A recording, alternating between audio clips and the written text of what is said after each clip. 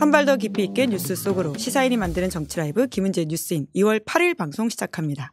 안녕하세요. 저는 시사인 김은지 기자고요. 오늘은 특별 편성으로 여러분들 만나 뵙게 되었습니다. 어제 윤석열 대통령 신년 대담이 이례적으로 이루어지면서요. 해야 될 이야기, 짚어야 될 게 너무 많은 것 같아서 긴급하게 두 분을 모셨는데요. 그렇다고 목요일의 남자, 목요일의 요정, 목요일의 뉴스 리액터 김민하 평론가를 빼놓을 수 없어서요. 오늘 모셨습니다. 안녕하세요. 안녕하십니까. 왜 이렇게 또 이렇게 네. 왜 더 이상 반응이 없으신 것도 좀 어색하네요. 아니 왜요? 목요일이니까 반갑다고 제가 늘 말씀드리는데.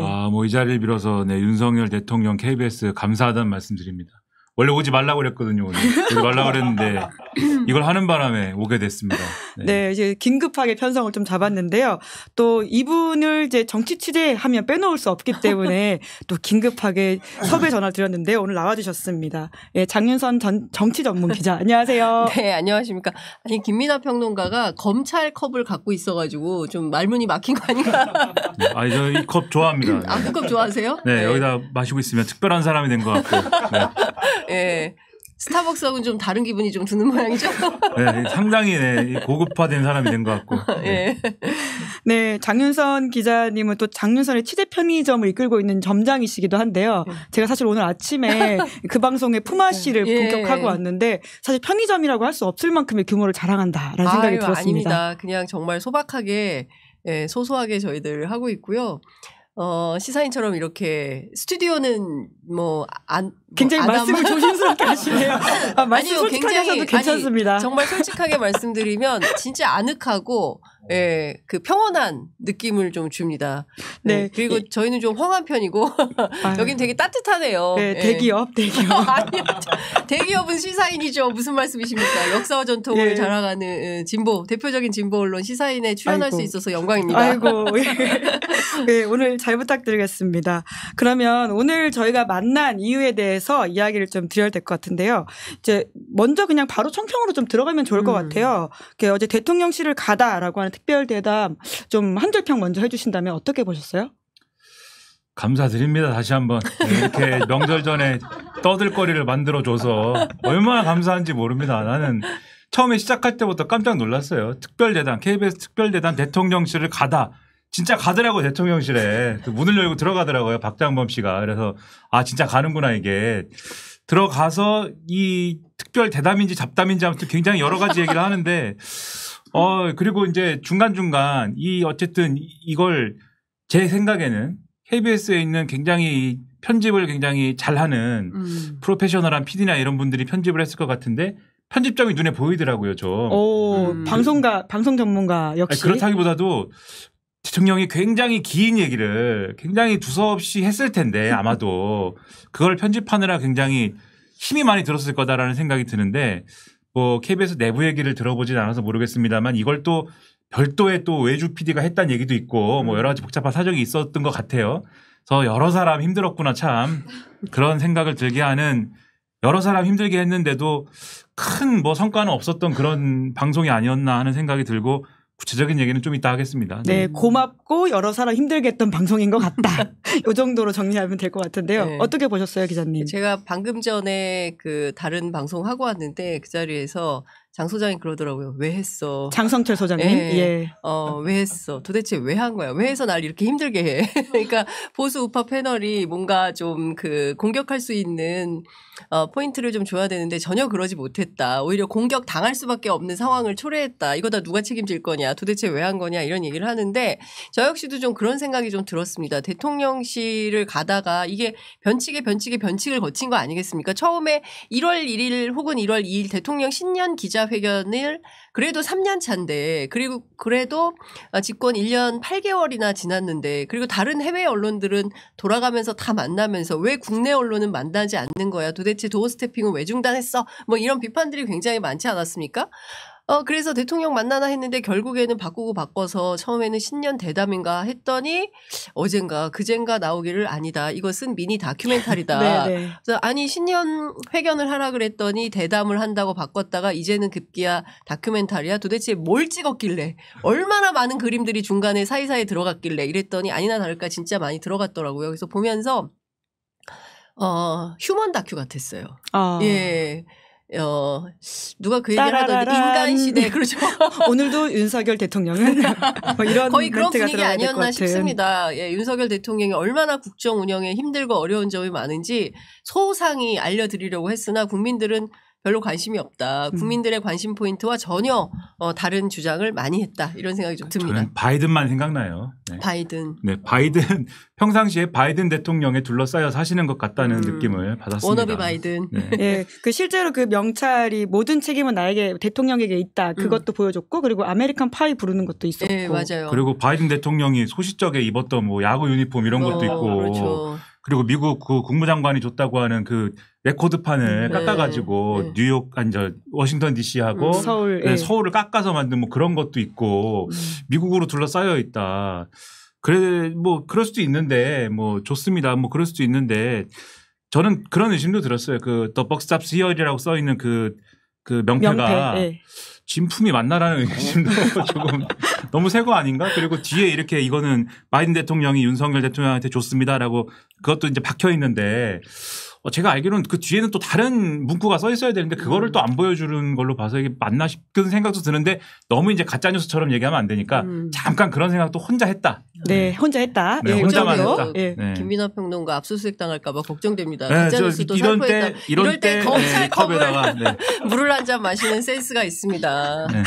네. 아니 근데 저는 그런 생각이 좀 들었어요. 그러니까 기획을 굉장히 오랫동안 했고 이 100분 안에 굉장히 많은 서사를 담으려고 노력한 흔적은 곳곳에 보인다.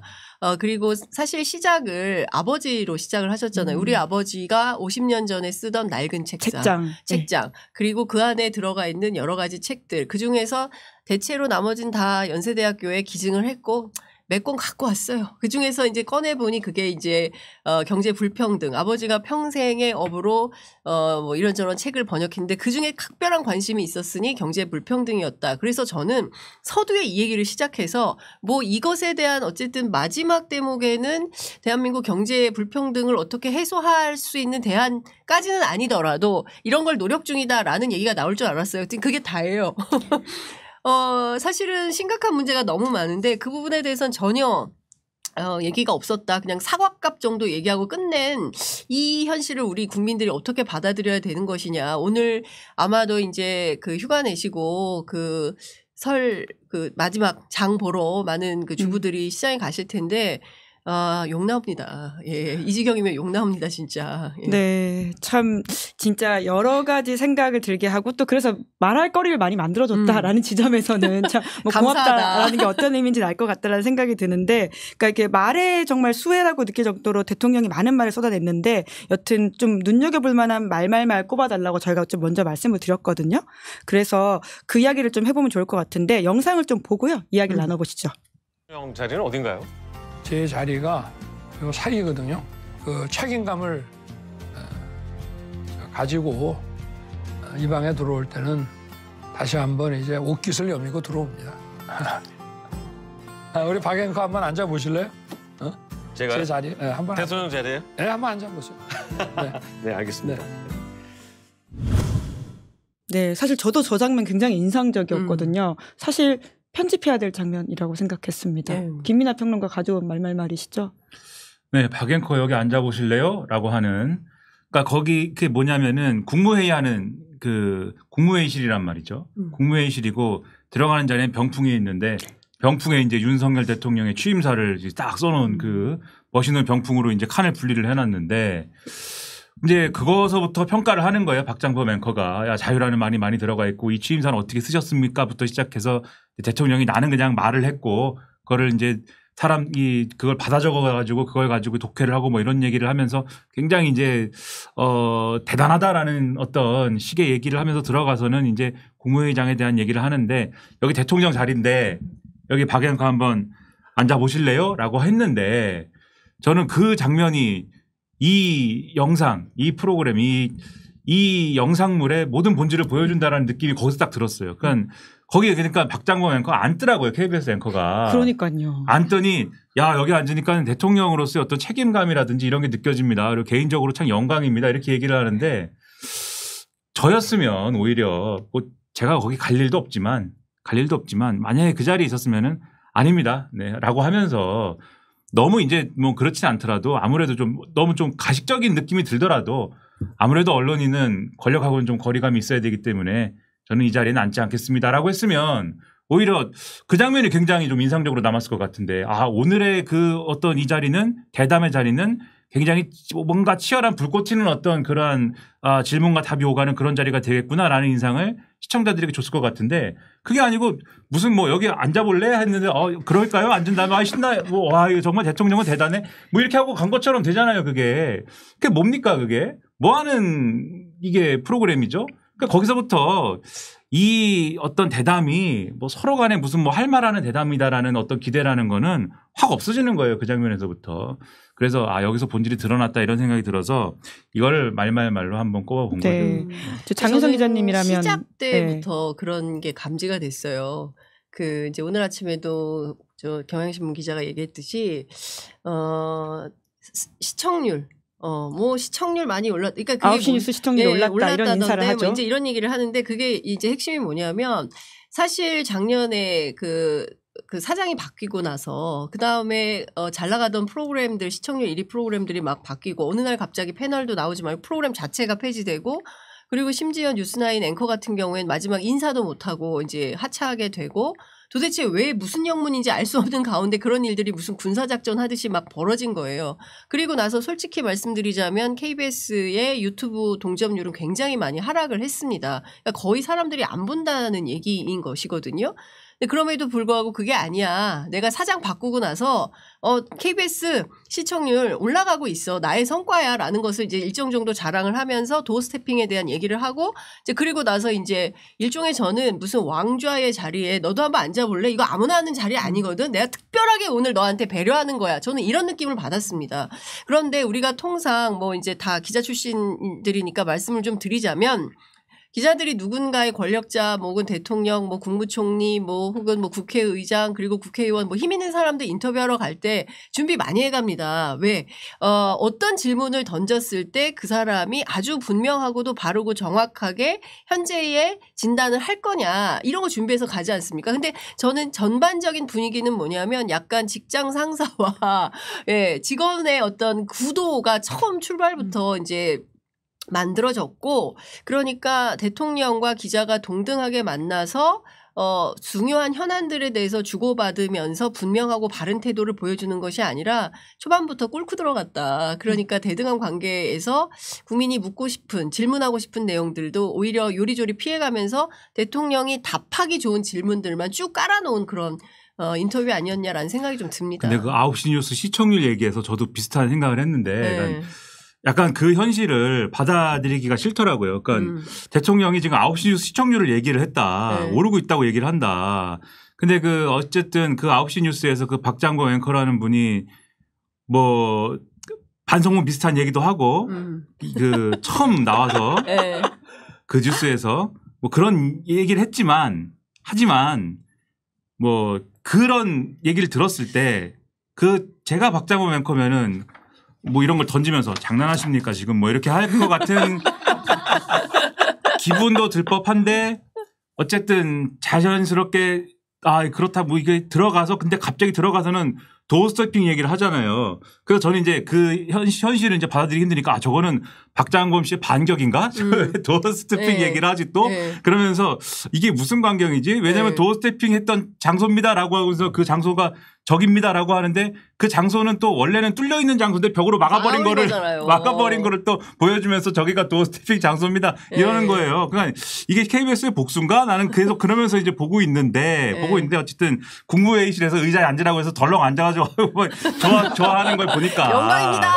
네, 좋아하는 걸 보니까 이제 뭐 그런 것도 아니다 이거는 뭐 그런 이제 확신이 들었다라는 거죠. 그 기자이기를 포기한 인생 다큐멘터리였다라는 생각이 좀 들어요. 그러니까 완전히 대통령의 그런 뭐 서사, 그러니까 특히 이제 나는 서민적이고 우리는 따뜻한 사람들이고 김건희 여사도 여러분들이 알고 보면 뭐 무슨 양평고속도로네, 도이치모터스 주가 조작이네, 뭐 허위 학력이네, 허위 경력이네, 뭐 온갖 다 이런 것들에 둘러싸여서 마치 국정을 좌지우지하는 험한 사람처럼 보이지만 그게 아니라 굉장히 박절하지 못해가지고 그리고 또 사람이 좀 이걸 잘 끊어내지 못해가지고 너무 유약하고 연약한 이미지로 만들려고 하는데 공영방송 KBS가 그리고 그 중심에 서 있는 앵커가 동원된 거 아니냐. 그렇지 않고서야 어떻게 이런 다큐멘터리를 부끄럽지 않게 내놓을 수 있는지 다른 것은 몰라도 그 부분은 편집했어야 했다라는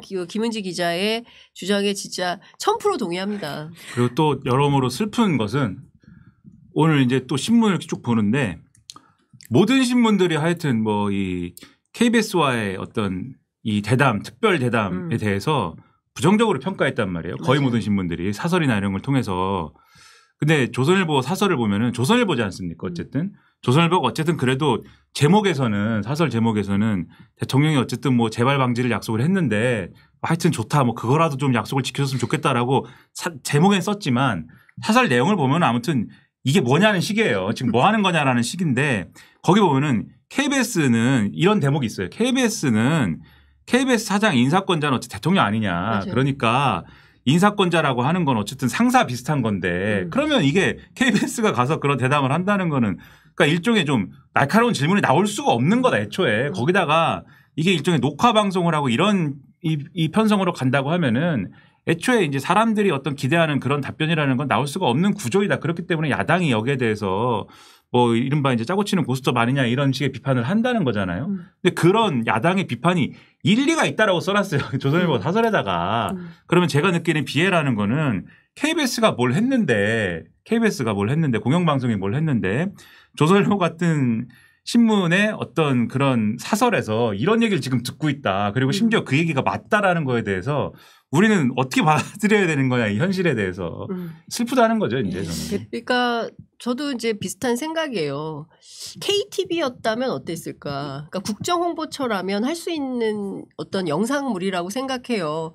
뭐 신년을 앞두고 우리가 뭐 KBS도 아니고 MBC도 아닌데 국정을 홍보하는 차원에서 뭐 그런 대통령실을 가다 이런 기획을 해서 서정적인 음악을 깔아서 대통령의 아버지 그리고 여사의 아버지 뭐 이런 가족 관계들을 쭉 설명하면서 뭐 이러저러한 소개할 수 있다고 생각해요. 그러나 여기는 공영방송 KBS 아닙니까? BBC처럼 만든다면서요.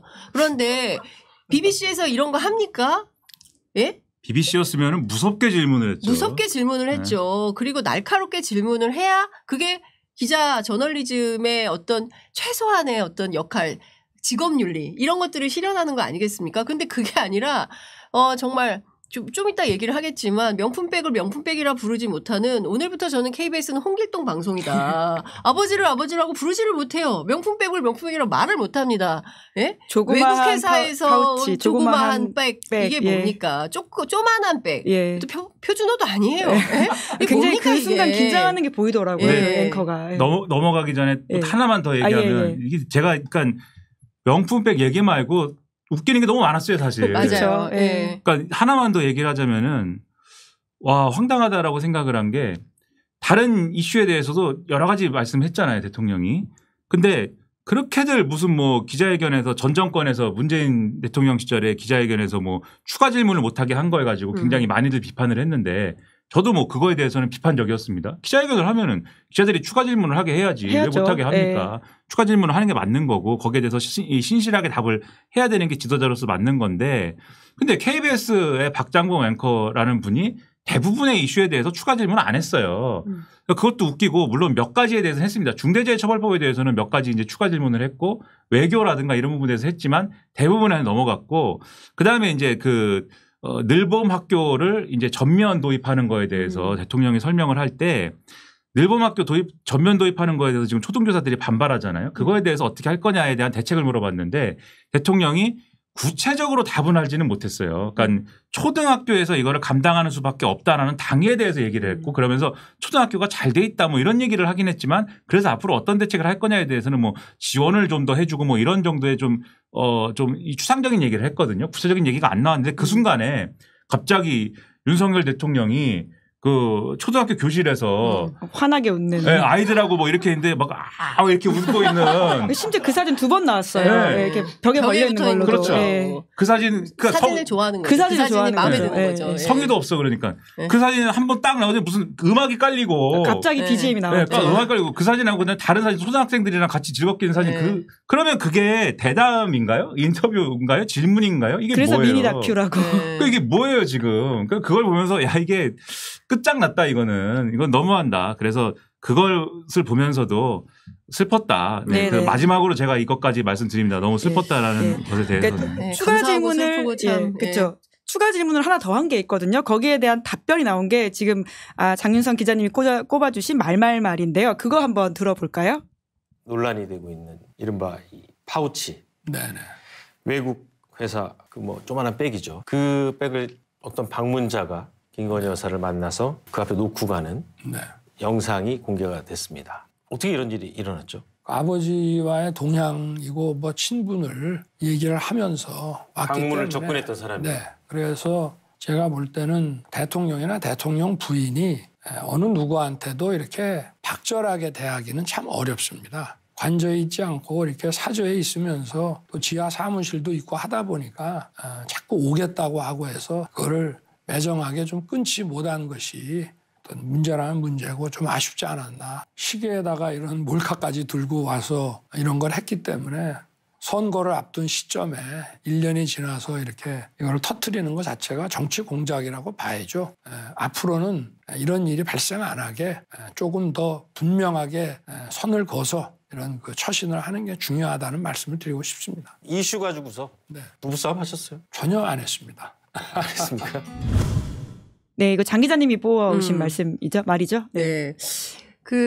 저는 이게 처음에 이제 시작될 때 사실은 많은 사람들이 그 부분만큼은 꼭 확인하고 싶었다. 그래서 제가 아는 어떤 지인은 자기는 전체를 다 보고 싶진 않고 그 대목에 짤이 나오면 그것만 보겠다. 이제 하고 얘기할 정도로 사실은 명품백 수수와 관련된 그렇습니다. 부분요. 수수와 네. 관련돼서 도대체 대통령이 어떻게 말을 하는지 굉장히 이제 관심을 갖고 지켜봤는데 결국엔 이것도 사과 한마디도 제대로 안 하고 뭐 아쉽다. 그리고 이제 앞서 뭐 쭉 설명하고 보셨지만 그러니까 이게 뭐냐면 아버지 지인을 통해서 어쩔 수 없이 찾아온 이 지인을 거절하지 못하고 매정하지 못한 우리 그 김건희 여사가 참으로 박절, 예. 안타깝고 가엾은 거예요. 어떻게 이렇게 박절하지 못하고 매정하지 못한 사람을 향해서 이런 방식의 정치 공작을 할 수 있는 거냐. 아주 나쁜 사람이다라고 이제 지목을 하는 거 아니겠습니까? 저는 이것과 관련해서도 이해를 할 수가 없었고 또 하나는 이제 부부싸움과 관련해서 전혀 없었습니다. 이제 이렇게 얘기를 하지 않습니까? 그렇지만 뭐 김은지 기자도 그 정치인들 취재를 많이 하시니까 다양한 얘기를 들으셨을 텐데 저도 소문을 많이 들었습니다. 이 사건으로 많은 싸움이 있었다더라라는 얘기를 들었고 별별 흉흉한 소문까지도 다 났었던 게 사실인데 그 부분에 대해서 사실이 아니다라고 확실하게 이제 확인을 해준 셈인데 이것을 고지고대로 들을 국민이 얼마나 될까 싶기도 하고요. 다른 거 다 떠나서 공직자의 아내고 사실은 대통령의 아내 이전에 이분이 이제 검찰총장의 아내였고 이분은 평생 다른 직업 없이 그냥 검사로만 평생 살았어요. 그리고 2012년에 결혼하고 그리고 뭐 중앙지검장, 검찰총장 그리고 대통령에 이르기까지 쭉 공직에 있었단 말이에요. 13년이었던 걸로 그러면 기억합니다. 네. 아니 그러면 그것은 근데 솔직히 그래요. 학교 선생님만 하더라도 그리고 우리 기자들도 마찬가지고 누군가가 무엇을 가지고 오면 이걸 받으면 안 된다는 것 정도는 알아요. 김영란법 이전에도 그렇고 이후에도 마찬가지예요. 이것은 내 안에 자기검열이라는 게 필요한 것이거든요. 근데 덥석덥석 받아요. 근데 받은 것도 대통령이 한 얘기 중에 어떤 게 있냐면 물리치기 어렵지 않았냐.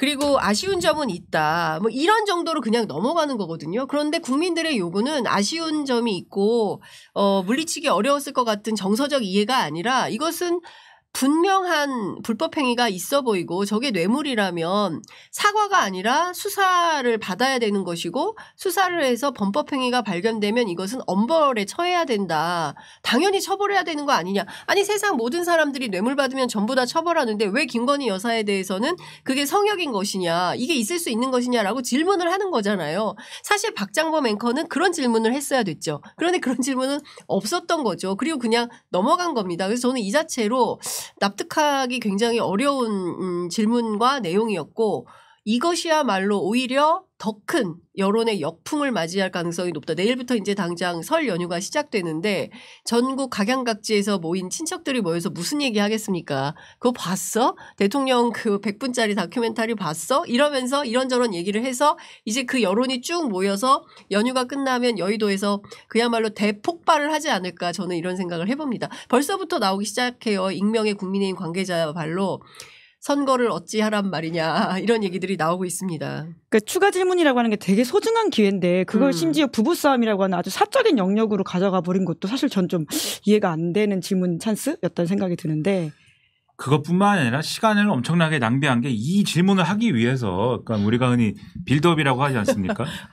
이전에 무슨 뭐 개식용 방지부터 시작해가지고 김건희 여사 얘기로 이걸 가져가려고 막 노력을 해요, 막. 그래서 무슨 뭐 김건희 여사 평소 조언을 많이 듣냐는 둥 뭐 하는데 그거에 대한 대통령 답변도 좀 웃기죠. 아침 일찍 일어나서 일을 하고 저녁 늦게 들어가서 뭐 별로 얘기할 그 어떤 그 뭐 기회는 없지만 그러면 얘기를 안 한다고 해야 될 거 아닙니까? 근데 또 얘기는 많이 한대요. 그럼 뭐 무슨 얘기를 하는 거야, 그러면. 근데 아무튼 뭐 그런 얘기를 하고 이게 산을 넘고 산과 산을 넘고 강을 건너가지고 겨우겨우 와서 조그마한 외국 회사의 어떤 가방에 대해서 얘기를 하는데 거기에 대해서 뭐 이런 얘기가 나왔단 말이죠. 그럼 추가 질문을 한다면, 어쨌든 거기까지 갔으면 추가 질문을 한다면 그 시점에 이렇게 답을 했는데 추가 질문을 한다면 뭐 이런 답이 나온 거에 대해서도 저는 할 말이 많지만 어쨌든 추가 질문을 한다면 추가 질문에 대한 얘기니까 부부싸움을 했느냐라는 추가 질문은 제가 볼 때는 별로 중요한 질문은 아닌 것 같아요. 부부싸움 했는지가 뭐 궁금합니까 사실. 여기서는 그게 궁금한 게 아니라 그 가방은 어떻게 됐습니까를 물어야죠. 그 가방은 어떻게 됐으며 물론 이제 국민의힘 사람들이 답변한 건 있는데 대통령이 답변한 건 없는 거잖아요 지금까지. 그러니까 가방은 어떻게 됐으며 가방을 받은 거에 대한 대통령의 생각은 어떤 것이며 또 가방을 그러면 돌려주려는 시도는 했는지 그리고 앞으로 뭐 그러려는 계획은 있는 것인지 또는 법에 의하면 어쨌든 이 가방을 받은 거에 대한 어떤 처분들이 있어야 되는 거잖아요. 그게 수사든 또는 뭐 어떤 것이든 간에 그런 것에 대한 입장은 어떻게 되는 것인지 뭐 이런 걸 물어봐야 되는데 그런 게 아니고 부부싸움 했냐고 물어보면은 뭔 대답을 기대하는 겁니까? 아 제가 우리 배우자는 아주 혼을 냈습니다. 뭐 이렇게 얘기를 해야 됩니까? 뭘 기대한 거예요? 그러니까 이런 것들에 대해서 사실 이분도 어쨌든 기자를 했는데 뭐 감이 없어서 그랬겠습니까? 그러니까 질문하고 싶지 않았겠죠. 그런 것들이 상당한 비애가 느껴지는 질문이었다고 생각합니다. 아, 그러니까 제가 아까 2013년이라고 했는데 죄송합니다. 결혼 2012년이 2012년에 결혼을 했죠. 근데 사실은 충격적인 영상이죠. 대통령의 부인이라는 사람이 아우 뭐 이런 걸 자꾸 목사님 사오지 말라 그러니까 아우 그러면서 여기 딱 놓고 대화를 시작하지 않습니까? 그리고 목사님에 따르면 전에 샤넬 화장품을 줬다는 것이고 그 디올백을 줬고 그다음에 본인이 나올 때 보니까 신라 면세점 가방을 든 사람들이 대기 중이더라 이런 얘기를 했어요.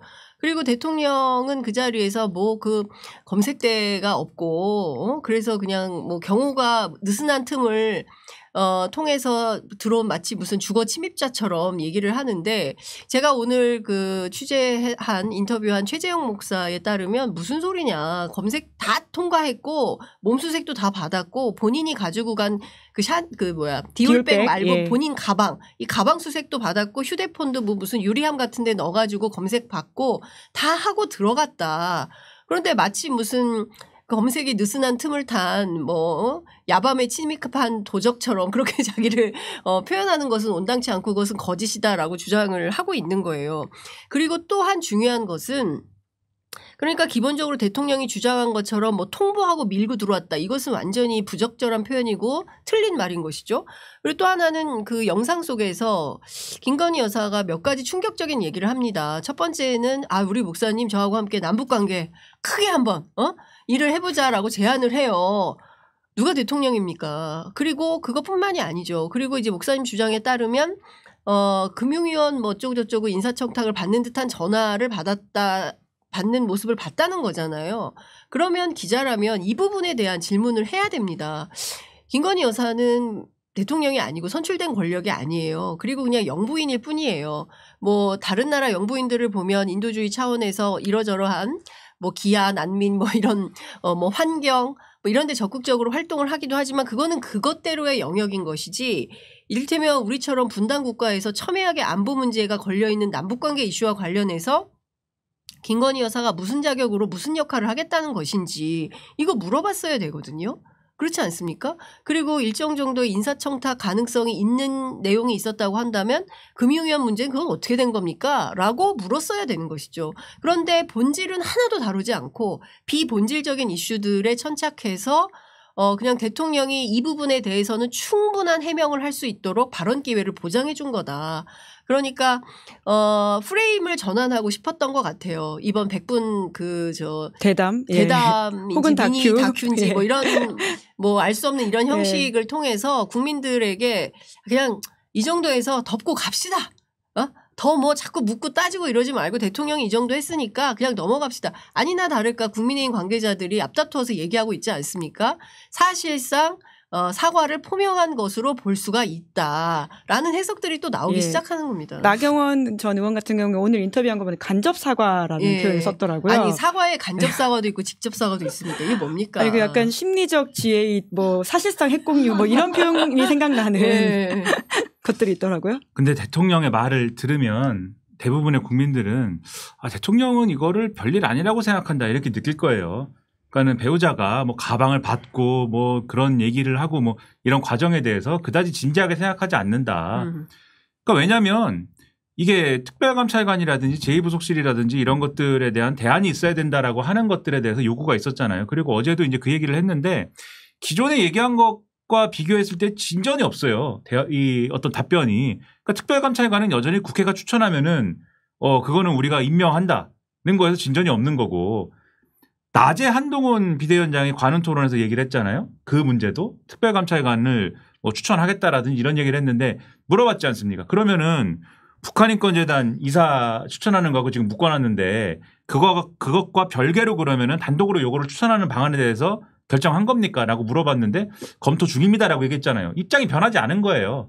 그러니까 이거는 똑같은 상황인 건데 이것에 대한 입장 변화도 없는 거고 그러니까 특별감찰관을 뭐 언제 추천하는 건지 뭐가 있는 건지는 아직도 기약이 없는 거고 제2부속실 설치에 대해서도 지금 검토 중입니다라고 또 얘기했어요. 그 검토를 뭐 언제까지 제2부속실 설치하는데 무슨 검토를 언제까지 합니까? 그 설치하는데 검토를 뭐 1년씩 해야 되는 일인가 이게? 정보조직법을 바꿔야 되는 일인가 이게? 야당이 뭐 국회에서 법을 통과시켜줘야지 이게 가능한 일인가요? 모르겠어요. 근데 이걸 뭘 검토를 아직도 한대요. 그러니까 입장의 변화는 없는 거예요. 그리고 더 황당한 거는 그렇게 얘기를 한 다음에 그런데 특별감찰관이든 제2부속실이든 이런 것들을 설치하거나 임명한다고 해서 이거는 이후에 이제 감찰을 하거나 이렇게 해서 사후적으로 밝혀낼 수 있는 수단인 것이지 이런 걸 예방할 수 있는 수단이 아니다. 이 명품백 논란 같은 거를. 명품백 논란을 예방할 수 있는 수단은 우리가 더 단호한 사람이 되는 것이다. 박절하지 못했던데. 네. 그러니까 이게 좀 더 매정한. 네, 매정해줘야 된다 내가. 우리가 나와 절대로. 배우자가 매정한 사람이 돼야. 그러니까 그런 얘기인데 문제를 개인화 시켜버리잖아요. 이렇게 개인의 문제를 완전히 축소시켜버리잖아요. 그러니까 보는 사람 입장에서는 대통령은 그냥 본인 혼자 그리고 김건희 여사 두 명이 그냥 잘하면 되는 문제를 생각하는구나 이렇게 보는 건데 그럼 여기서 의문이 생기잖아요. 대통령은 왜 저렇게 볼까? 첫째, 대통령은 어제 또 그런 얘기를 했는데 내가 26년간 사정 업무에 종사했던 DNA가 있기 때문에 나한테 물어봤으면 내가 더 단호하게 했을 텐데 라고 얘기를 했지만 그 DNA도 지금 보면은 제대로 된 DNA가 아니죠. 만약에 이걸 보고 이런 생각을 한다면 그냥 내가 더 단호해지면 되는 거지 라고 생각을 하면 그 DNA가 제대로 된 DNA가 아니죠. 첫째.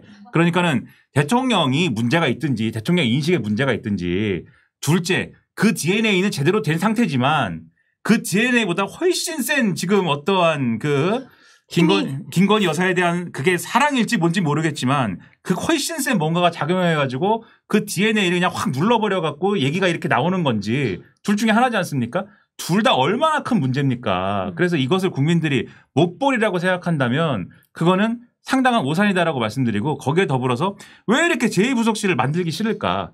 제가 어제 그 답변을 보고 느낀 게 있어요.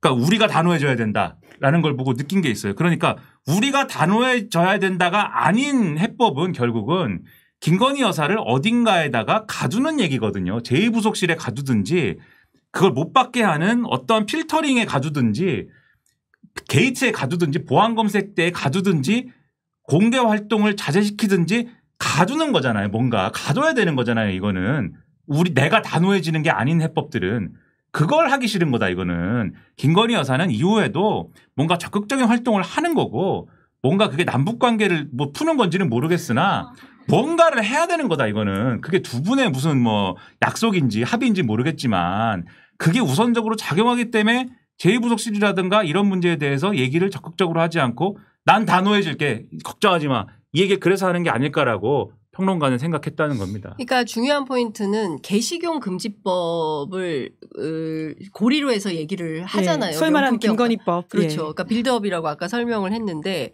아주 그 행간에 어떤 얘기를 하냐면 이 개식용 금지법 관련해서 김건희 여사와 뭐 얘기를 나눴냐라고 물어보면 어떤 얘기를 하냐면 저희 집사람도 꽤 적극적인 생각을 갖고 있었습니다. 이 얘기 무슨 얘기냐면 개식용 금지법은 김건희법이야.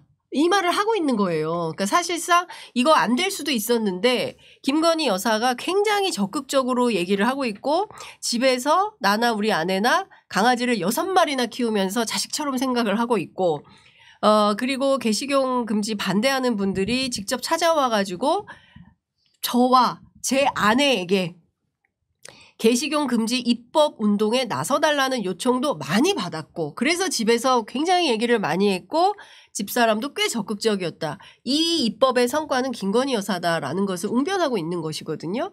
그러니까 무슨 얘기냐면 일종의 대한민국의 사회정책들과 관련해서 일정 부분은 우리 여사님이 큰 역할을 하고 계시다라는 거를 얘기를 하는 것이고요. 저는 이 얘기뿐만 아니라 쭉 이어진 맥락을 놓고 볼 때 그리고 또 오늘 조정훈 의원이 뭐 라디오에 출연해서 이제 뭐 해외 순방 가셔야 된다. 밥과 빨래에 묶어놓을 수 없다라고 주장하는 대목도 이게 우리가 21세기에 살고 있는 것인지가 의심스러울 정도입니다. 예? 그 누구도 여사한테 밥과 빨래로 역할을 묶어둔 사람은 없지 않나요? 아니 그리고 네. 그 집이요. 그 집에 김치찌개, 계란말이 이거는 남편이 더 잘하는 집이에요. 윤석열 그러니까. 대통령이 직접 했단 말이죠. 그렇습니다. 예. 예, 본인이 음식은 내가 한다라는 얘기를 많이 했었어요. 근데 예전처럼 우리가 무슨 성역할이 딱 나눠져 있어서 집에서 여성은 밥하고 빨래하는 사람이고 남편은 나가서 돈 벌어오고 이러지 않잖아요. 집에서 남편도 빨래하고 밥하고 하죠? 안 해요? 저 이혼해가지고. 아니 살면서 밥 빨래 하잖아요. 남성도 안 해요? 하잖아요. 혼자 살아서 합니다. 네. 아니 그러니까요. 밥하고 빨래 해야 먹고 삽니다. 밥을 누가 할 거야? 다 같이 해야 되는 거 아닙니까? 모든 걸 다 밝히는 방송. 네, 사생활까지 밝히는 방송. 네. 굉장히 솔직하고 정직한 이제 네. 10년 대담자로 나섰어야 된다. 이런 생각이 듭니다. 이 대목에서 물 한 잔 마시겠습니다. 네, 근데 그런 생각은 들어요. 조정훈 의원 그런 오바 좀 하지 말았으면 좋겠어요. 왜냐하면 그거는 영부인의 역할에 대한 얘기를 하는 거지 여성의 역할에 대한 얘기를 하는 게 아니잖아요. 가령 프랑스에서 마크롱 대통령이 영부인의 역할에 대한 논란이라는 게 있었거든요. 뭐냐면 마크롱 대통령도 그러니까 미국의 경우에는 영부인의 역할에 대한 일부 법적 근거라든가 이런 게 좀 있습니다. 그러니까 예산이라든가 그리고 영부인에 대한 보좌 인력들이 같이 따라붙잖아요. 이 미국의 경우에는. 그래서 어떤 역할을 주지 않습니까? 미셸 오바마 여사도 그랬던 거고. 근데 프랑스에서는 그게 없거든요. 유럽 국가들은 그게 없어요. 왜냐하면 선출된 권력이 아니라는 어떤 원칙이나 이런 것들이 확고하기 때문에. 근데 프랑스에서 이 마크롱 대통령이 이 영부인에 대해서 뭔가 우리도 근거를 마련해서 영부인이 뭔가 공적 활동을 할 수 있게 해줬으면 좋겠다라는 거를 얘기를 했습니다. 그랬더니 프랑스 사람들이 들고 일어나서 안 된다. 우리 세금을 그런 데다 쓸 수 없다. 난리가 났어요. 프랑스가 어떤 나라예요? 프랑스가 어디 예를 들면 프랑스에서 어디 여자가 무슨 사회적 활동을 하려고 해. 뭐 이런 나라입니까? 절대 그런 나라가 아니잖아요. 왜냐하면 프랑스라는 나라는 제가 프랑스에 가본 적도 없습니다. 프랑스에 모든 걸 다 밝히는 방송. 오늘 제가 프랑스에서 한 10년 살다 온 줄 알았어요. 김민아 평론가에 대해서 많이 알게 되네요. 네, 단 한 번도 프랑스에는 냄새도 못 맡아봤지만 제가 이제 뭐 기사나 이런 걸로 기사 쪼가리 같은 걸로 이렇게 볼 때는 프랑스 사람들이 오히려 이제 남편과 아내의 어떤 구분이나 이런 것들이 잘 돼 있기 때문에 그런 개념이 잘 돼 있기 때문에 남편은 남편이고 이제 배우자는 배우자고 뭐 이런 개념이 잘 돼 있기 때문에 오히려 이게 영부인은 영부인인 것이다. 그러니까 단지 그냥 어떤 이 배우자로서의 개념인 것이지 이것은 대통령이기 때문에 그 배우자가 어떤 공적 권력을 갖는 거에 대해서는 납득할 수 없다라는 개념을 갖게 되기 때문에 항의를 하고 안 된다고 하는 거거든요. 지금 그런 얘기를 하는 건데 누가 밥하고 빨래만 하라고 그랬습니까? 그러니까 왜 논의를 이렇게 아주 저열하게 만드는지 뭐 의도는 알겠지만 그렇게 하지 말자. 네.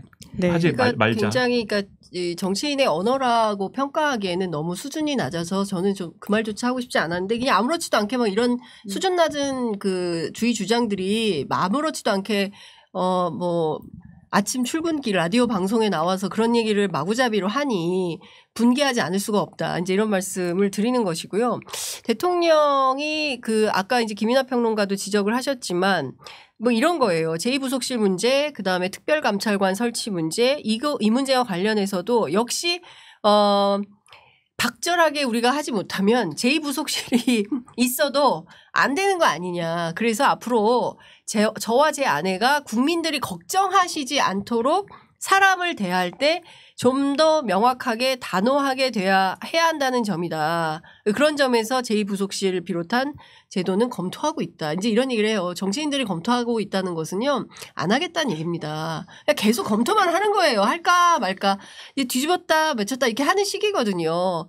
근데 이제 이런 거는 결국은 안 하겠다는 것이고 하고 싶지 않다는 주장인 것인데 중요한 거는 이제 22대 국회가 어떻게 구성이 될지는 모르겠지만 안 하면 안 되는 상황을 만들어야 되지 않을까라는 생각을 합니다. 그러니까 1년 8개월 겪어봤어요. 그 유능한 엘리트 검사들이 정권을 맡아서 국정을 운영을 했는데 그 성적표가 거의 바닥 수준인 것이고 민생은 정말 도탄에 빠지고 있고 경제는 파탄 지경입니다. 이런 것을 언제까지 눈뜨고 보고 있어야 되는 거냐. 국민들이 진짜 다 화가 난 상태거든요. 이거 보고 나면 이런 판단을 보고 나면 더 화가 나겠죠. 예, 약간 저와 아내 공동정부 느낌도 있어요. 예. 제가 이 한동훈 비대위원장과 김경률 비대위원에 대해서도 얘기를 하고 싶은데 분명히 한동훈 비대위원장 이제 관훈 토론회에서 그렇게 얘기를 했어요. 국민들이 걱정할 부분이 있는 게 사실이다. 뭐 앞에 정치 공작이다. 뭐 여러 가지 얘기했지만, 네 거기에 대해서 그러면은 윤석열 대통령의 입장은 이 정도로 나온 거 아닙니까? 그러면 뭔가 대담을 통해서 국민들이 걱정할 만한 일은 해소가 됐어야 되는 건데 해소가 안 된 상황 아닙니까? 그럼 거기에 대해서 한동훈 비대위원장도 뭔가 입장이 있어야 되는 거잖아요. 걱정할 만한 일이 해소가 안 됐다라든지 뭐 그런 얘기를 해야 되는 거지 않습니까? 근데 오늘 뭐라고 했냐면 국민이 판단할 일이다 이렇게 얘기했어요. 더 이상 얘기 안 하겠다는 거죠. 그렇죠?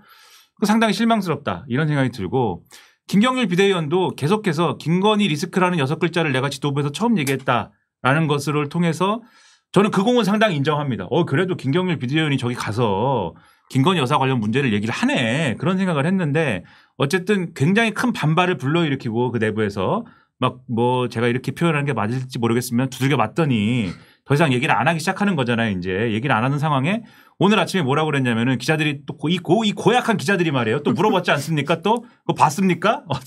어제 KBS 특별에서 봤습니까? 물어봤는데 네. 묘한 대답을 또 했어요. 그 우리 요르단에 축구를 졌는데 안 본 사람이 승자라고 하기에 나는 그 KBS 대담을 보지 않았다라고 얘기를 하면서 대통령이 아쉽다라고 하기에 저도 5글자 얘기하겠다. 아쉽습니다. 이렇게 얘기를 하는데 어쨌든 불만이 있다라는 불만은 표시한 것이지만 아쉽습니다로 더 이상 얘기 안 하겠다는 의사 표시이기도 한 거잖아요. 그냥 이렇게 얘기 안 하고 끝내는 것이냐. 이렇게 얘기 안 하고 끝나게 되면 그동안에 예를 들면 내가 김건희 리스크 6글자는 얘기했습니다. 또는 한동훈 비대위원장도 국민이 걱정할 일은 있다라고 얘기한 게 굉장히 김건희 여사의 문제에 대해서 할 만한 것처럼 해석하고 해설해온 그 보수 언론과 보수 논자들의 여러 가지의 호의적인 그러한 얘기들은 다 어디로 가고 어떻게 되는 거냐. 책임 못 질 얘기 한 거예요. 지금까지 그러면. 명확하게 입장을 얘기해 주기를 바라고 있습니다. 네, 장 기자님 실제로 이제 국민의힘 취재를 좀 아까 하셨다고 하셨는데, 네. 그러니까 이렇게 겉으로 나오는 반응 말고 실제 내부는 정말 좀 속을 끌끌 안고 있는 건가요? 그렇죠. 그 사실은 선거에 그러니까 특히 좀 온도차가 있는데요. 수도권 같은 경우에는 진짜 악소리들을 내고 있습니다. 제발 더 세게 해주세요. 그 비판 더 세게 우리는 얘기 못합니다. 더 세게 해주세요. 이제 이런 얘기들을 이제 종종 제가 듣거든요. 근데 무슨 얘기냐면 본인들도 알아요. 뒤에 그 시장통 돌아다니고 이제 돌아다니면 지금 먹고 살기 너무 힘들고 어려운데 도대체 대통령 뭐 하고 있냐, 정부 뭐 하고 있냐, 여당 뭐 하고 있냐 이런 비판이 나오고 있거든요. 그러니까 빨간 잠바 입고 아무리 돌아다녀도 표가 모이지가 않고 당신 뭐야 나가 뭐 이런 비판도 받고 한다는 거예요. 선거운동 현장에서. 물론 대구 TK 지역과 뭐 영남의 어떤 PK 지역은 좀 다를 수도 있어요. 그렇지만 수도권에서 선거 뛰는 사람들은 이 문제 해결 안 되면 이 산을 넘지 못하면 우리 선거 못한다라는 분위기가 팽배해 있는데 거기에다가 대통령이 100분간 또 이런 입장을 밝혔기 때문에 어쩌란 말이냐 이 아픈 가슴을 거의 이런 수준이에요. 그러니까 제가 보기에는 국민의힘 내부에서 아마도 설 연휴가 끝나고 다음 주 월요일까지 이제 휴가가 끝나면 이제 화요일 날 다들 이제 그 국회로 올 텐데 국회에서 아마 수기 과정이 있지 않을까라는 생각이 들고 일부는 직접적으로 직격탄을 날릴 수도 있지 않을까 싶습니다. 네. 다음 주 근데 또 공천 면접이 있어가지고 참 그 부분도 봐야 될 것 같다라는 생각은 드는데, 근데 마지막으로 대통령이 이제 지지율을 다른 나라 정상들도 다 낮다. 그래서 약간 본인을 위로하는 듯한 이야기를 했던 것 같은데 그 말은 어떻게 보셨어요? 이걸로 반응을 가름하면 될까요? 압권이었습니다. 예, 들쭉날쭉했다라고 이렇게 이야기했다고 하네요. 예. 그러니까 정확하게 이제 다른 나라 정상들도 뭐 여러 가지 상황들 때문에 지지율이 이제 들쭉날쭉하고 특히 그 이제 지금 전 세계적인 고금리 상황이나 이런 것들 때문에 경제적인 얘기를 하는 거죠. 경제적인 상황이나 이런 것들 때문에 상당히 위기인 정상들이 많아서 그런 걸 보면 또 이게 우리만 특히 이제 이상한 건 아니지 않느냐라는 취지의 나름의 이제 항변을 한 거예요. 근데 지금까지 대통령의 지지율 하락이나 이런 중요한 포인트들이 됐던 사건들을 보면은 그런 경제적인 어떤 경기가 안 좋아서 경제적인 어떤 외적인 어떤 그러한 영향이 아니었어요. 대통령이 스스로 만든 어떤 이슈 때문에 지지율이 폭삭 내려간 그런 사건들. 예를 들면 바이든 날리면 뭐 이런 거 있지 않습니까? 또 이준석이랑 싸운 거. 예. 이준석 대표랑 싸운 사건. 그다음에 뭐 최근에는 한동훈 비대위원장을 이 바이든 하려고 한 사건. 예? 그러니까 한동훈을 자막 바이든 정확하게 달아야 됩니다. 바이든 맞나요? 한동훈을 이건 뭐 글쎄요. 음성 전문가가 뭐 해석해 주겠죠. 한동훈을 바이든 하려고 하다가 브레이크를 그래도 걸어가지고 내려가다 만 거지. 만약에 그대로 쭉 갔으면은 20%대 중반까지 갔어요. 제가 볼 때는 이준석이랑 싸울 때 그 수준을 넘어설 수도 있는 이슈였거든요. 그러니까는 그런데 그때도 한참 얘기를 했지만은 그게 어떤 합리적인 정무적 판단에 의해서 발생한 그러한 어떤 정치적인 판단이었냐고요. 그렇지가 않단 말이에요. 그러니까 이거는 대통령 리스크입니다. 윤석열 리스크예요. 윤석열 리스크 때문에 그렇게 지지율이 하락한 순간들이 굉장히 많았던 거고 여기에 더해서 또 지지율이 하락한 중요한 어떤 포인트들을 보면은 전 정권 탓이라든가 그다음에 국민들이 전 정권에 대해서 갖는 문제의식을 윤석열 정권은 뭐 보수 유권자들이 갖는 문제의식이 있잖아요. 전 정권에 대해서. 근데 윤석열 정권은 그런 것들을 이제 좀 답습하지 말았으면 좋겠다라는 생각을 보수적 유권자들이 갖는데 그게 아니라 반대편에서 똑같이 또는 더 하는구나 이런 생각을 가지게 할 만한 언행들을 한 거잖아요. 민변 출신이 얼마나 많았는지 뭐 도어스태핑 때 보십시오라든지 그리고 지금도 하잖아요. 또 한동훈 비대위원장 어저께 뭐라고 그랬습니까? 이 영부인 얘기하니까 전 정권의 김정숙 여사 얘기 막 하고 이러잖아요. 또 특별감찰관 얘기하니까 또 특별감찰관은 전 정권에서 임명 안 하지 않았습니까? 뭐 이렇게 얘기하잖아요. 그게 뭐냐면 전 정권 탓 얘기하는 것도 문제지만 그만큼 이 정권의 비전이 없다는 거를 방증하는 얘기기도 하는 거거든요. 비전이 없으니까 남탓만 하는 거거든요. 그게 거기서 빠진 것도 있는 거여서 본인의 이제 그런 어떤 문제를 오히려 보지 못하고 있구나라는 느낌을 준다는 점에서 이 말은 상당히 이제 안 맞는 얘기였고 저는 박장범 앵커의 물론 그런 의도로 한 말은 아니었겠지만 얘기가 또 저의 혼자만의 이제 상상 속에서 시원했다. 뭐라고 그랬냐면 그러니까 해외 정상들의 지지율을 보면 좀 위로를 얻으시는군요. 뭐 이런 식으로 얘기를 했거든요. 저의 이제 혼자만의 바람은 저게 비꼬는 얘기였으면 좋겠다. 네, 그래서 윤석열 대통령이 잠깐 카메라 꺼봐. 지금 뭐 이렇게 지금 내 컵을 잘 봐. 이렇게 해서 이렇게 하는 거 아닐까라는 생각도 잠깐 했는데 뭐 그런 의미는 아니었던 것 같지만 네, 아무튼 뭐 황당했다고 생각을 합니다. 네. 근데 지지율 관련해서는 진짜 아전인수 그 자체였죠. 그러니까 그 장면을 보고 김민하 평론가처럼 많은 국민들이 허탈하게 웃으셨을 것 같아요. 그러니까 저는 그런 생각을 가끔 합니다. 그러니까 도대체 윤석열 대통령과 윤석열 정부 인사들은 국민의 수준을 어떻게 평가하길래 저런 말과 저런 행동을 해도 된다고 생각을 할까. 그러니까 저는 제일 충격적인 게 바이든 날리면 전 국민 듣기 평가 아니었습니까? 그러니까 다 국민들이 바이든이냐 날리면이냐 그리고 이 땡땡이냐 저 땡땡이냐 뭐 이런 논란이 있었을 때 진짜 충격이었어요.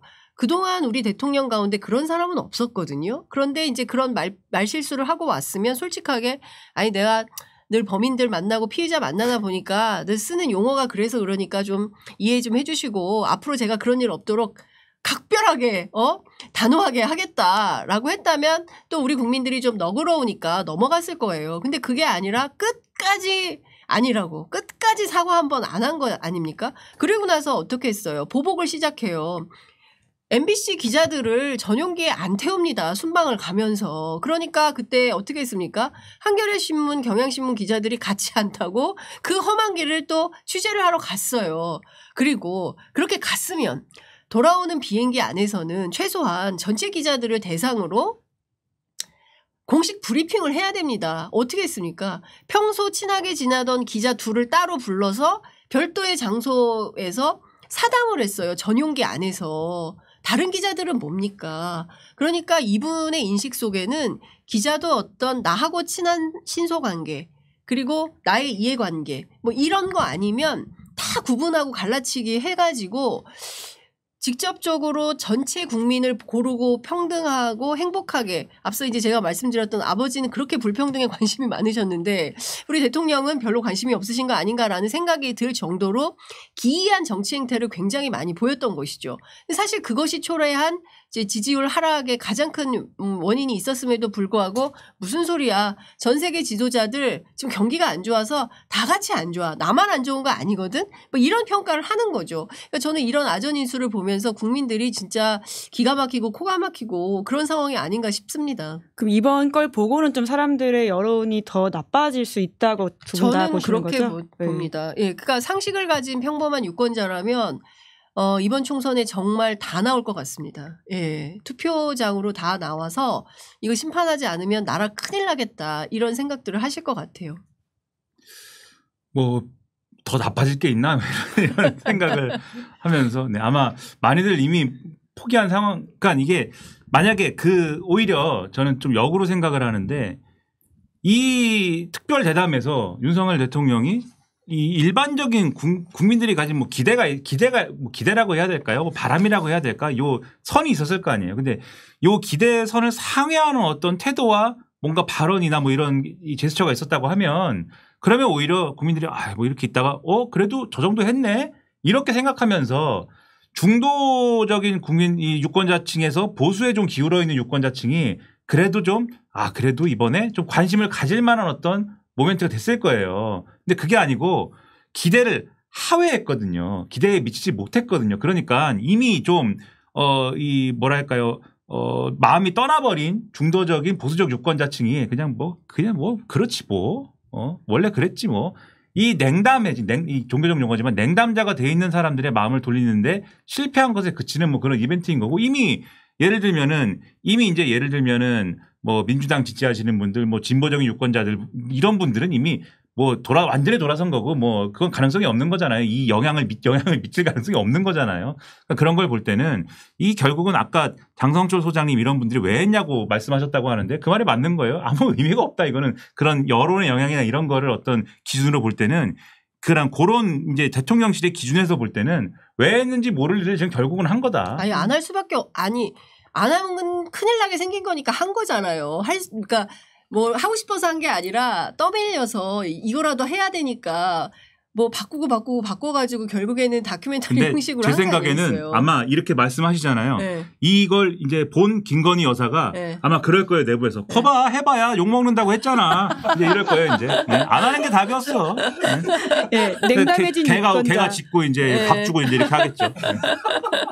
네, 냉담해진 유권자에 대한 이야기를 해주셨는데 그 부분은 사실 저희가 내일 좀 더 깊이 있게 들어가가지고 설득집 방송 준비해 놓은 게 있어가지고요. 내일 방송도 좀 기대해 주시면 좋겠다라는 생각이 드는데, 근데 특이한 게 오늘 MBS 나온 거에선 또 그 살짝 뭐 물론 요 이제 대담을 보는 그렇죠. 게 반영된 반영이 되어 건 있지는 아니지. 않은 걸 텐데 또 올랐더라고요. 뭐 그렇다라는 현실도 좀 짚어드리면서. 근데 MBS 조사하고 갤럽 조사는 통상 그 지금 현 정권에 굉장히 유리하게 여론조사 표집이 좀 되는 경향이 있기 때문에 그건 좀 감안해서 판단을 하긴 해야 될 것 같아요. 네. 해당 여론조사 기관의 이야기를 들어봐야 될 것 같긴 한데 예. 이제 장윤선 너무 기자님의 이제 분석은 그렇다. 여론조사 숫자에 일희일비할 필요는 없고 예, 추세를 좀 보면 될 것 같아요. 길게 예. 보는 게 필요한 것 같아요. 왜냐하면은 오차범위라는 게 있는 거잖아요. 플러스 마이너스 3.1%포인트 뭐 이런 게 있는 건데 그 안에서 움직이는 어느 정도의 그 룸이 있는 거니까. 그래서 추세를 보라는 게 이제 장기적으로 보는 게 필요하다는 게 그런 거고, 뭐 거의 뭐 하루별로 막 이렇게 경마 중계하듯이 막 하는 뭐 그런 데도 있는데 그럴 거는 아니다. 그래서 장기적으로 보시기 저는 바랍니다. 이제 전 세대 전반적으로 6070 세대를 제외한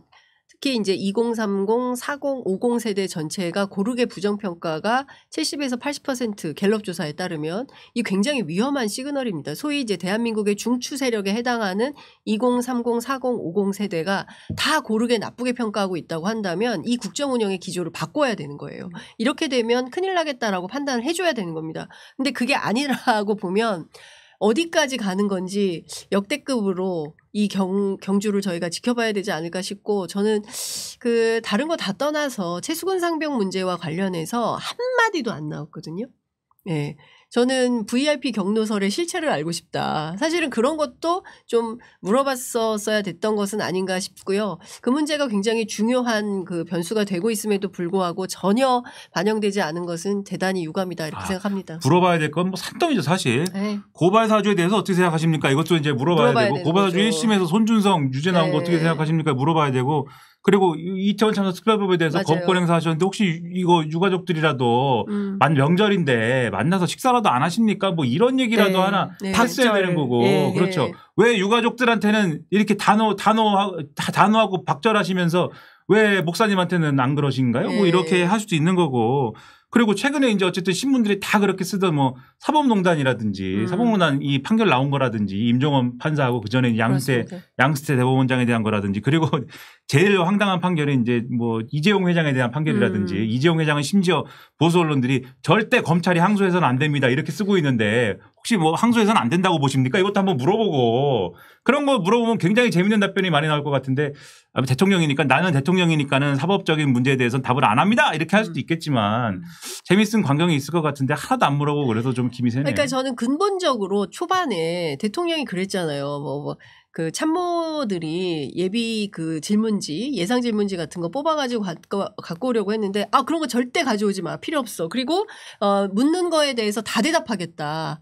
라고 했잖아요. 그럼 생방송을 했어야죠. 전체 기자들 다 모아놓고 어떤 질문이 나올지 모르는 그 상황에서 다 주고받기 했으면 얼마나 많은, 저는 지지율 진짜 올랐을 거라고 생각을 합니다. 그런데 그런 것은 두려운 것인지 피하고 싶은 것인지 결국 못한 거 아니겠습니까? 그러니까 저는 국민이 두려운 것은 이분이 모르는 것은 아니다. 그렇기 때문에 숨는 차원에서 뭐 이상하고도 기이한 미니 다큐멘터리라는 형식을 통해서 자기 주장만 그냥 하고 말았다. 결국 이것은 여론시장에 굉장히 악영향을 미칠 가능성이 높다. 이렇게 전망합니다. 편집할 거니까 그러셨겠죠. 편집할 거니까 내 맘대로 얘기하겠다. 그러니까 말씀을 쭉 듣다 보니까 그 윤석열 대통령의 되게 유명한 말이 있잖아요. 검찰총장은 법무부 장관의 부하가 아닙니다. 그러니까 기자는 대통령의 부하가 아닙니다. 사실 그 말이 생각이 나요. 근데 대통령이 굉장히 착각하고 있다라는 것도. 어깨 툭.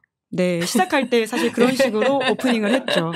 참 여러모로 아쉬운 지점이 많다라는 생각이 드는데, 그 여야 관계를 설명하는 것도 뭐 끝이 없어요. 너무 많아서 평가할 게. 그런데 여야 관계를 설명할 때도 여야끼리 얘기한 다음에 그 다음에 오라는 거잖아요. 그러니까 본인은 어떤 그 어떤 사람들보다도 최고의 위치에서 내려다보고 있다는 것을 계속 되풀이 반복 강조하고 있는 것 같습니다. 이재명 대표가 다 같이 만나자고 했잖아요. 근데 왜 자꾸 영수회담은 안 된다는 얘기만 합니까? 그것도 물어봐야죠. 박장범 씨가 왜 그걸 안 물어봅니까? 다 같이 만나자는데요. 앵커를 바꿉시다. 그걸 왜 안 김민아 물어봐요? 앵커로 바꿔가지고 다시 합시다. KBS 들어가려면 뭐 시험 봐야 되나? 어떻게 해야 돼요? 어떻게 해야 되는지? 네. 네, 진짜 저희가 짚어야 될 게 참 많은데 그래도 고루고루 다 이야기를 해주셔가지고요. 해야 될 부분들을 다는 못하더라도 저희가 소화를 한 것 같은데 그래도 요 준비해온 것이 있는데 못했다라는 것이 있으면 그걸로 좀 마무리를 하면 어떨까라는 생각은 듭니다. 네, 아니 뭐 장 기자님이 없어요. 네, 말씀을 네. 네. 없어요, 네 없어. 네. 아니 하셔도 돼요. 시간 많아요. 네. 네. 시간이 많진 많다고요? 않지만 있어요. 이건 뭐 시간이 없다는 얘기인데 아니 다 얘기했죠 뭐. 네.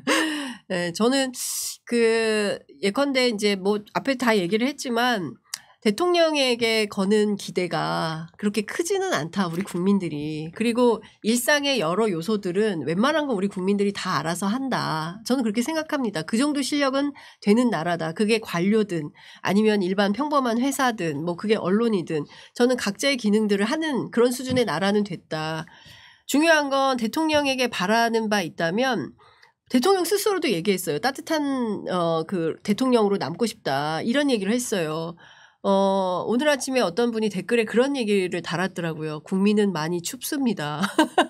무슨 얘기냐면 말로는 따뜻한 나라, 그리고 아이들이 행복한 나라, 뭐 이런 것들을 주장하지만 지금까지 대통령이 보여준 국정 운영의 내용은 자기들만 따뜻한 나라인 거거든요.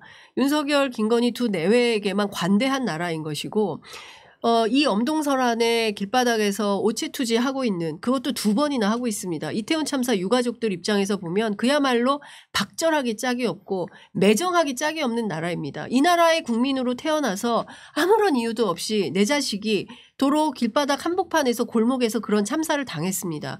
국가가 아무것도 책임져 주지 않고 있습니다. 이런 사람들한테 무슨 답변을 할 수 있겠습니까? 저는 참 매정하고 박절한 사람들이다, 이런 생각이 좀 들었습니다. 하나 생각났어요. 오늘 아침에 신문 보는데 동아일보의 이진영 논설위원이라는 분이 글 썼더라고요. 네, 그 글이 재밌어가지고, 재밌으면서 부끄러워가지고 제가 그 글을 말씀드리면 제목이 푸틴도 4시간 기자회견 하는데 뭐 이런 제목이에요. 맞아요. 그러니까 보니까 북한의 김정은도 신년사를 녹화했는데 적어도 그날 녹화해가지고 오전 9시에 틀더라. 이 3일 4일 지나가지고 하는 게 뭐냐. 그리고 푸틴도 4시간을 생중계 기자회견 하는데 심지어 그 자리에서 당신이 대통령 또 나가지 말고 젊은이에게 양보하시오 뭐 이런 질문이 나오고 거기다 답을 하더라. 민감한 질문인데 거긴 독재국가 아닙니까? 이게 뭐냐. 그런 질문이 나온 거에 대해서 부끄럽게 생각해야 된다라는 생각이 하나가 들고, 두 번째로 그 글에 또 뭐가 있냐면은 KBS가 이거를 이 프로그램 만들기로 결정한 직후에 그러니까 KBS가 수신료 분리징수를 해야 되기 때문에 지금 재정적으로 타격이 있는 거잖아요. 근데 그걸 위해서 재정적인 타격이 있는 걸 전제해 가지고 짠 예산안을 적용하는 것이 전제돼 있었는데 그게 갑자기 중단 내지 유예됐다. 이게 오비 일학이냐라는 대목이 있어요. 그러니까 이 논설위원이 갖는 의심이라는 거는 일종의 KBS가 이렇게 홍보 대행사 같은, 국정 홍보처 같은 역할을 해주고 대신에 분리징수에 의한 어떤 고통을 뭔가 줄여주려는 약속 같은 걸 받았나요? 라고 이제 의혹을 제기하는 건데, 저는 이게 동아일보, 제가 의혹 제기하는 게 아니고 동아일보의 이진영 논설위원이 제기한 의혹이다라는 걸 분명히 하면서, 이런 얘기를 이렇게 사실인지 여부는 전혀 모르는 거지만 이런 얘기가 나오고 이런 얘기를 듣는 게 얼마나 부끄러운 얘기인지를 알아야 된다는 말씀을 그래서 드리는 거예요. 부끄럽다. 난 KBS 사람도 아닌데 이게 나는 부끄럽다라는 얘기를 마지막으로 드리는 겁니다. KBS 출연자다가 잘렸죠. 제가 매일 가다가 저도 네, 안 가게 됐습니다. 저도 여러 프로그램에서 다 잘렸습니다. 그러니까 참 이런 거예요. 그러니까 대통령이 병풍에서 자기의 취임사를 쭉 쓰게 했고, 그리고 뭐 국정 운영 목표를 160가지인가를 뭐 써놓고 매일 아침 그걸 본다는 거 아닙니까? 그 매일 아침 보면 뭐 합니까? 예? 보는 데서 끝나니까 이게 문제가 생기는 거예요. 보지만 말고 실천할 생각을 해야 되는 거거든요. 그리고 하루아침에 공영방송이 그냥 국정홍보처가 돼버린 거 아니겠습니까? 오늘 아침에 고민정 더불어민주당 최고위원이 그런 얘기 하더라고요. 본인이 이제 전직 KBS 아나운서 출신인데 아마도 모르긴 몰라도 KBS 구성원들이 고개를 들지 못할 것이다. 너무 부끄럽고 창피해서 왜 모든 나라의 국민을 대통령 한 사람 때문에 부끄럽고 창피하고 참담하게 만듭니까? 설 앞두고. 속상합니다. 네, 벽두에 살 풍경이라는 생각까지 드는데 그래도 덕분에 우리가 이렇게 1시간 동안 짚어보는 시간을 가지게 되긴 했다라는 굳이 꼽아보는 긍정 효과를 하나 이야기해 보도록 하겠습니다. 감사드립니다. 네, 감사합니다. 네, 두 분 1시간 동안 정말 수고 많으셨고요. 또 덕분에 이렇게 조목조목 다 짚어볼 수 있었습니다. 두 분 수고하셨습니다. 고맙습니다. 네, 감사합니다. 네, 김은재 뉴스인 2월 8일 준비한 방송은 여기까지고요. 내일 오후 5시에는 설 특집 방송을 준비하고 있으니까요. 잊지 말고 와주시기 바랍니다. 재밌게 보셨다면 구독, 좋아요, 알림 설정도 부탁드립니다. 감사합니다. 시사인이 만드는 정치 라이브 김은지의 뉴스인 매주 월요일부터 목요일까지 오후 5시에 생방송됩니다.